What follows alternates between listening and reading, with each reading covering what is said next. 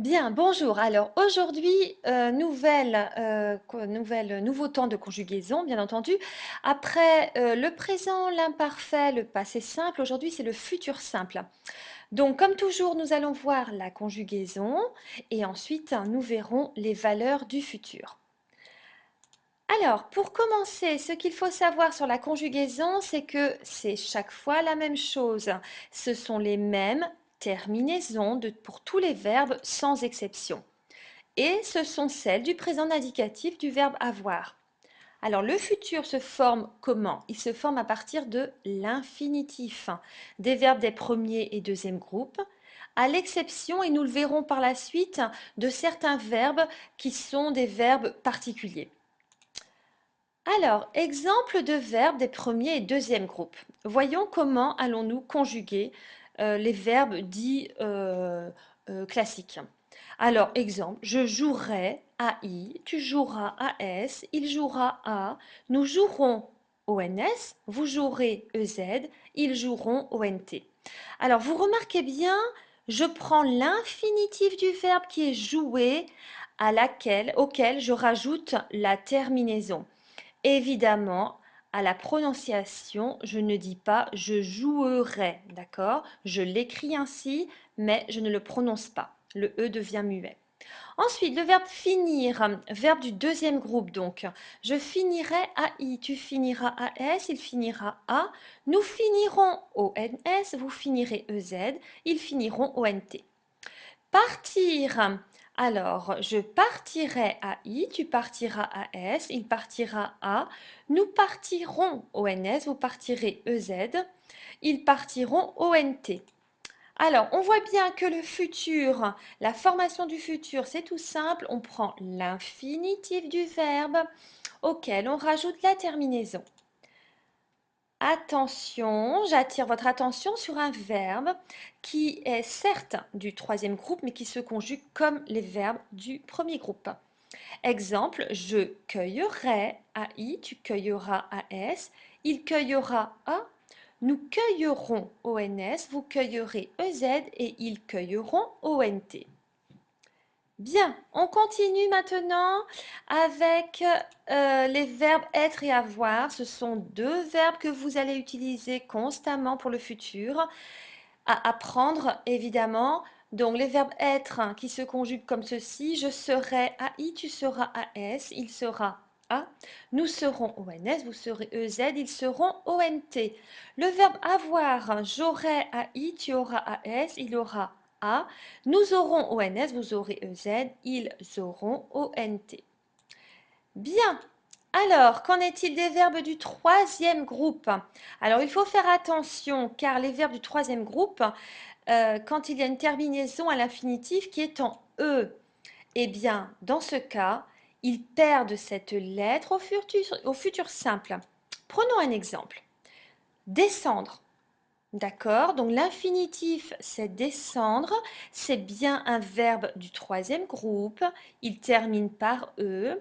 Mais au futur, le E va s'effacer pour faire place à la terminaison AI.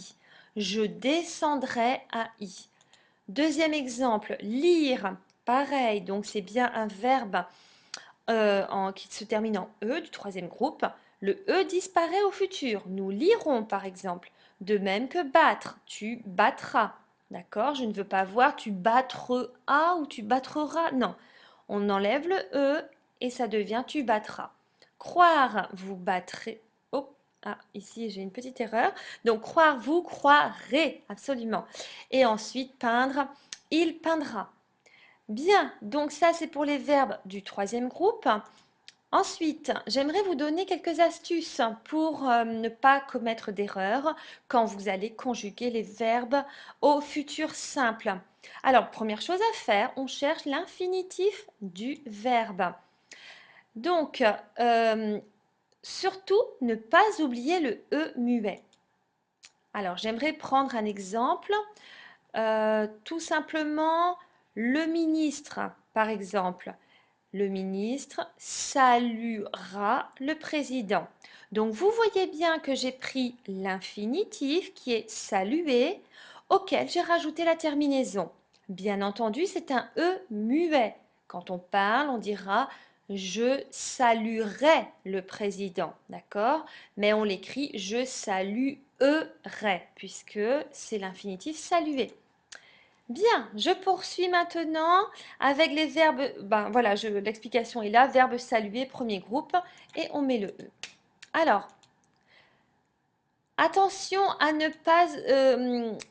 pas commettre l'erreur du E inutile. Je prends l'exemple du verbe, hop, je reviens en arrière, le verbe conclure, d'accord? Le E va s'effacer au futur. Cela va donner le ministre conclura son discours. Vous voyez bien que pour ce verbe du troisième groupe, j'ai supprimé le E. Conclure, j'enlève le E et la terminaison est A. Certains verbes irréguliers doublent le R au futur. C'est le cas de courir, de mourir, de voir et de pouvoir. Exemple, je courrai. Tu courras, d'accord? On met deux R à chaque fois. Il courra, nous courrons, vous courrez, ils courront. Bien, on termine maintenant avec les verbes en aillé, oyé, uyé. Alors tous ces verbes au futur verront leur Y se transformer en I devant le E muet. Exemple, nettoyer, ça va donner je nettoierai. Alors regardez bien l'orthographe ici. J'ai remplacé le Y par le I, d'accord? Mais à l'oral, je ne dirai pas je nettoierai. Je dirais je nettoierai. De même, tu nettoieras, il nettoiera, nous nettoierons, vous nettoierez, ils nettoieront, ONT. Bien, les valeurs du futur. Le futur simple, vous l'avez compris, indique une action qui se fera avec plus ou moins de certitude dans l'avenir par rapport au moment où l'on parle. Exemple, pour ton anniversaire, tu inviteras tous tes amis. Donc je remarque de nouveau, je prends l'infinitif auquel je rajoute la terminaison. Bien, lorsqu'on utilise le présent de narration dans un récit, tout l'effet postérieur au moment où se situe l'action racontée sera au futur. Je vous mets un exemple. Donc Jeanne d'Arc promet, donc là c'est du présent de narration, à Charles VII qu'elle délivrera, futur simple, donc Orléans. Je remarque l'infinitif délivré et le A pour la terminaison. Voilà, alors je vous encourage évidemment à revoir, réécouter ce podcast aussi souvent que nécessaire. Ainsi, vous travaillerez la langue française, vous serez bon en conjugaison et vous deviendrez incollable. Voilà, merci, à bientôt.